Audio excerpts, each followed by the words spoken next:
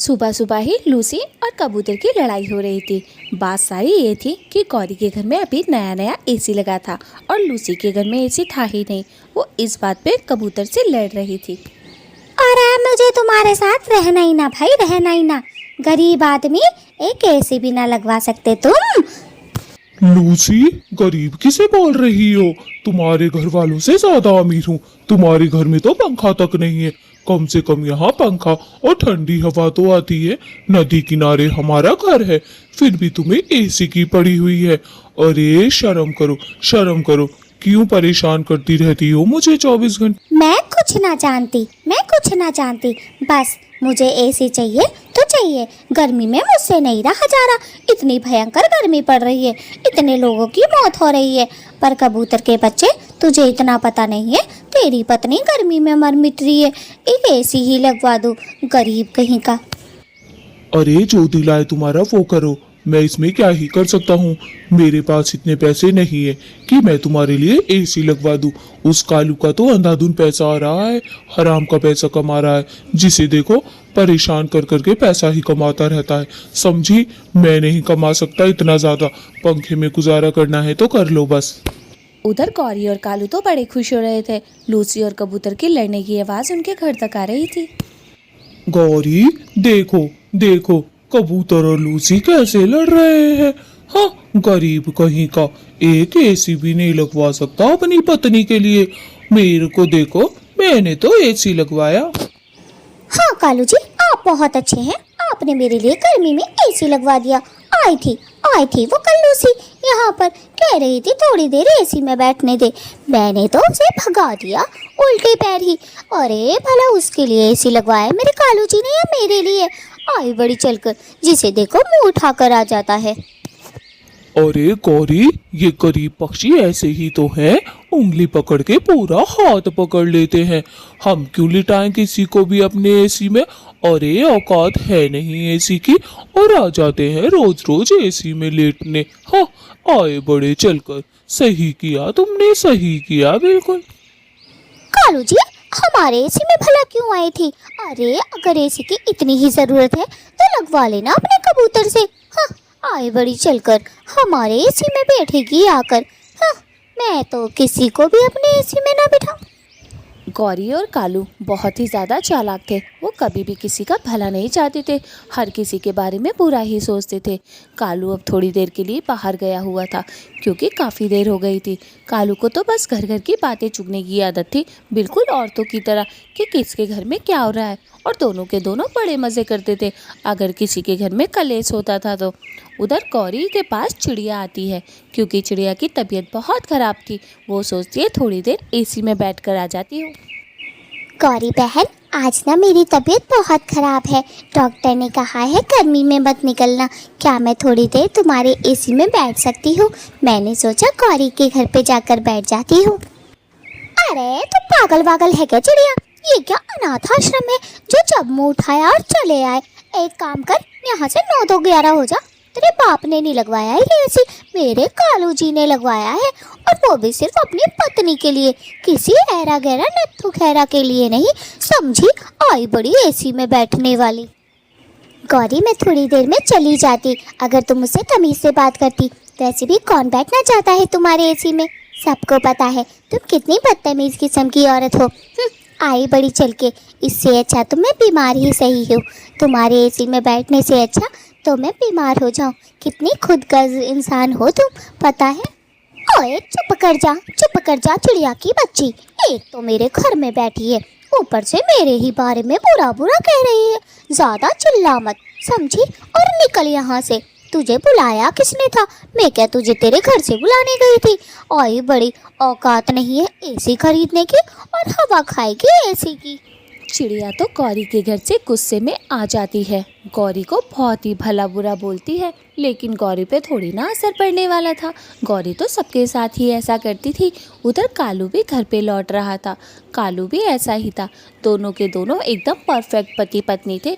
एक अंधा और एक कौड़ी, दोनों की एकदम से बनती थी क्योंकि दोनों एक ही जैसे जो थे। अब वो घर पे पहुंच रहा था। उसने चिड़िया को निकलते हुए घर से देख लिया था। कालू जी, अभी बताएं आपको क्या हुआ? चिड़िया आई थी यहाँ पर, बोल रही थी डॉक्टर ने बोला है गर्मी में मत जाइयो।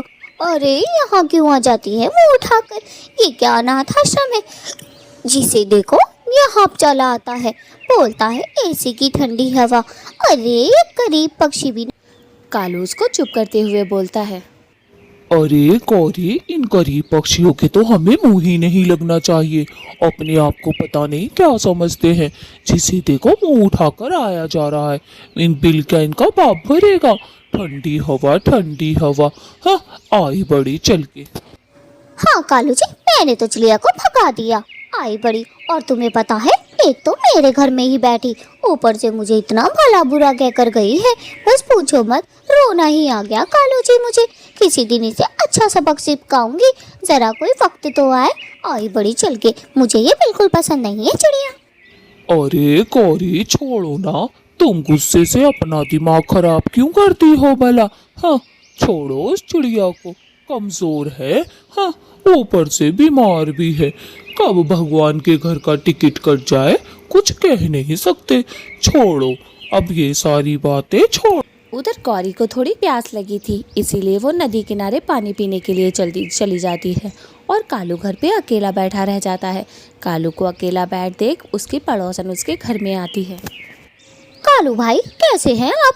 आप तो बड़े डैशिंग लग रहे हैं, एकदम हीरो की तरह लग रहे हैं। क्या बात है कालू भाई, सब ठीक तो है ना? पता है, जब जब मैं तुम्हें देखती हूँ मेरे दिल की धड़कनें रुक जाती हैं। कालू तो अपनी तारीफें सुन के फूला न समा रहा था, लेकिन ये तो सुंदरी की चाल थी। सिर्फ एसी में जो बैठना था उसे थोड़ी देर के लिए, वैसे तो कालू बैठने नहीं देता। कालू पे थोड़ी सी लाइन मार रही थी एसी में बैठने के लिए। अरे क्या सच में कह रही हो सुंदरी तुम? मैं इतना डैशिंग लगता हूँ? जब तो मैं कहूँ, जंगल की हर औरत मुझे पलट पलट के क्यों देखती है। अरे कालू भाई, आप तो हो ही स्मार्ट, इसमें कहने की क्या बात। तुम तो बस जब चलते हो ना, लाखों करोड़ों दिल की धड़कनें रुक जाती हैं। पता नहीं तुमने शादी क्यों कर ली। अगर आप शादीशुदा ना होते तो आप पे तो पता नहीं कितनी कव्वी फिदा हो चुकी होती। सच कहूँ ना, शायद मैं भी फिदा हो गई। अरे सुंदरी, तुम्हें जब दिल करा करे तुम यहाँ आ जाया करो। गौरी पानी पीने के लिए गई हुई है, तुम आराम से बैठो। वो तो चलती है सबसे, जिससे देखो उससे चलती है, लेकिन मैं ऐसा बिल्कुल नहीं हूँ। मैं किसी से नहीं चलता, मुझे तो सब पसंद आ जाते हैं जंगल के पक्षी। सुंदरी तो ठंडी हवा खाती है और वहाँ से पतली गली से निकल लेती है। उसे पता होता है कि गौरी के आने का टाइम हो गया है। गौरी तो वैसे ही मुंहफट थी। वो अपने घर जैसे ही पहुँचती है, गौरी वापस आने लगती है जंगल से पानी पीकर, लेकिन वो सुंदरी को निकलते हुए घर से देख लेती है और मोटी मोटी आंखों से उसे घूरती रहती है। तभी वो कालू से पूछती है, कालू, ये सुंदरी क्यों आई थी? वैसे तो आती नहीं है, आज मैं घर पर नहीं थी तो आ गई। मैंने सुना है ये बहुत छिछोरी है, तो मुझसे कालू दूर ही रहना। पता है ना तुम्हें, अपनी खूबसूरती का गलत फायदा उठाती है ये, सारे कव्वों पे लाइन मारती है। हाँ ना ना गौरी, सुंदरी तो बहुत भली औरत है। अरे तुम्हारी भी बहुत तारीफें कर रही थी। ऐसी वैसी औरत नहीं है। सुंदरी के लिए मैं कुछ नहीं सुनूंगा, समझी? वो बहुत अच्छी है, बहुत ही अच्छे घर से है। तुम्हारी भी तारीफें कर कर गई है वो, समझी?